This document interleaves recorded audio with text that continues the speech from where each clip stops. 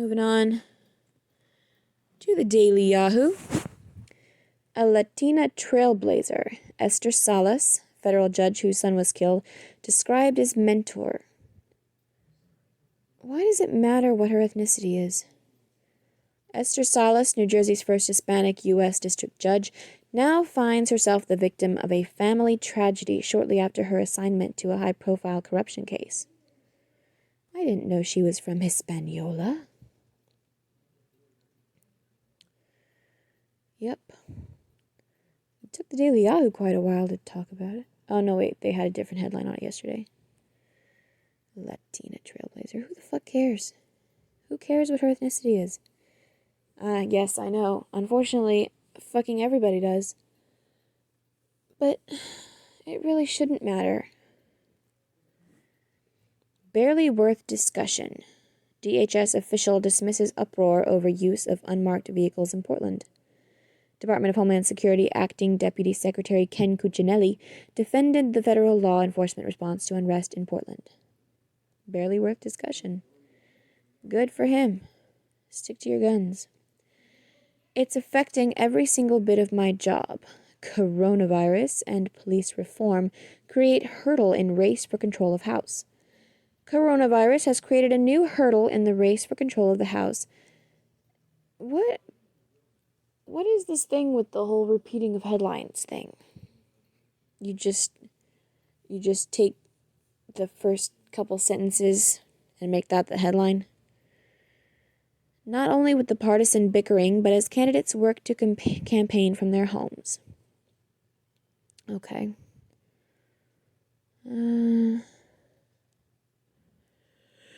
Gun-wielding St. Louis couple charged with felony over unlawful weapons. A St. Louis couple has been charged with felony unlawful use of a weapon for brandishing guns during civil rights demonstrations outside their mansion last month on their private property. St. Louis Circuit Attorney Kim Gardner announced charges against Mark and Patricia McCloskey on Monday.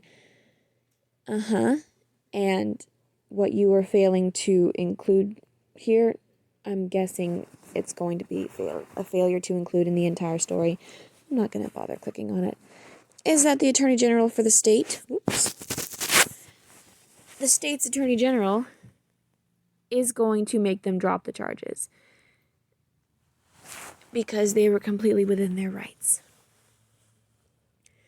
John Boyega says he's moved on from Star Wars character.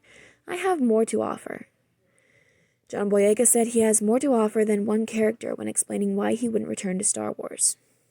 Okay. Casey Musgraves has a new breakup hair color change. She meant lighten up Buttercup literally. From Hello Giggles. Oh my goodness.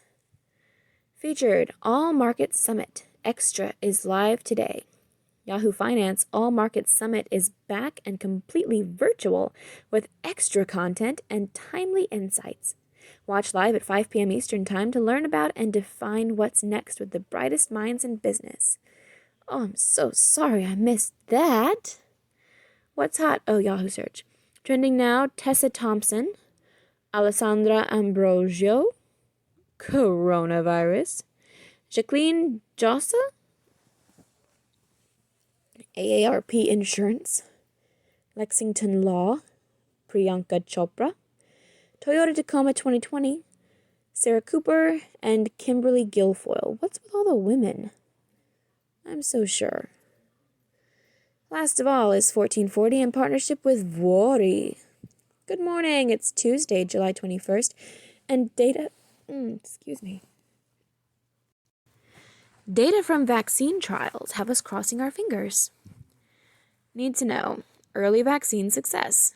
A slew of data released yesterday showed promising signs of success for a trio of coronavirus vaccine candidates in their initial phases of study. The first, developed by Oxford University and AstraZeneca, was shown to prompt an immune response that lasted at least 2 months. 2 months. The study was performed with a group of 1,000 patients, with a larger study currently underway with tens of thousands enrolled.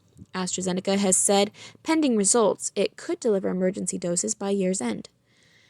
The second, produced by Pfizer and BioNTech, also prompted an immune response in an early-stage study involving 60 healthy volunteers. The group is set to begin testing with 30,000 people this month. The third candidate, already approved for limited use by China, is a joint effort between CanSino and the Chinese military. New data showed the vaccine prompts an immune response but is less effective in patients 55 and older, a key target demographic for vaccination. All three demonstrated a dual immune response, producing both virus-neutralizing antibodies and T cells, which can facilitate antibody production as well as directly kill the virus. See an explanation of both here. More than 150 potential vaccines are in different stages of development around the world, with nearly 24 already being tested in humans. 4 are in late-stage trials. You can track the status of the most promising candidates here and here.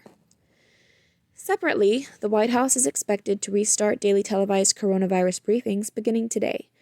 The U.S. has reported 3.83 million total cases, alleged cases, as of this morning, with 140,909 alleged deaths. See a moving 3-day average here. Phase 4 stimulus. Negotiations over the next round of coronavirus stimulus funding began in earnest yesterday as Senate GOP leaders met with President Trump to haggle over initial details.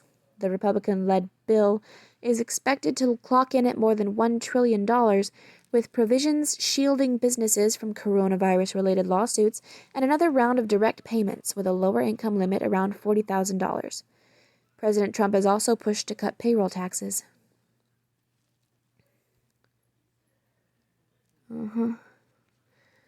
A $600 per week boost to unemployment benefits is set to expire this week, which Republicans are likely to reduce or eliminate, saying it lowers incentives to return to work, which is true. There are some data to back the claim. A University of Chicago study found 2/3 of workers would receive benefits exceeding what they made when employed. House Democrats have already passed a $3 trillion package, and details here. $3 trillion. You just gotta outdo everybody, huh? The Senate bill is expected to be introduced this week. UK suspends Hong Kong extradition. The United Kingdom suspended yesterday its long-standing extradition treaty with Hong Kong, citing a newly passed national security bill that critics say allows the Chinese government broad authority to crack down on dissidents. Under the previous agreement, if someone from the UK was suspected of a crime in Hong Kong, the Hong Kong government would turn that person over and vice versa. The arrangement could allow China, acting via Hong Kong, to formally request the UK turn over those suspected of violations under the new legislation. Critics have argued the law is vaguely worded and carries overly harsh penalties, with language relating to subversion and endangering national security, potentially including social media posts critical of Beijing. The move is the latest in quickly escalating tensions between China and the West. For historical perspective, check out this timeline. Correction. In yesterday's digest, we incorrectly said Supreme Court Justice Samuel Alito passed away ahead of the 2016 election. It was, in fact, Antonin Scalia. Alito is alive and well. I kind of thought it was Scalia. A short summer. Vuori. Ah, the great outdoors. How we've missed it. With this sunny summer weather, we could all get back in an exercise routine. And what better way to do it than with Vuori? They bring you versatile shorts and loungewear pants that'll have you jumping,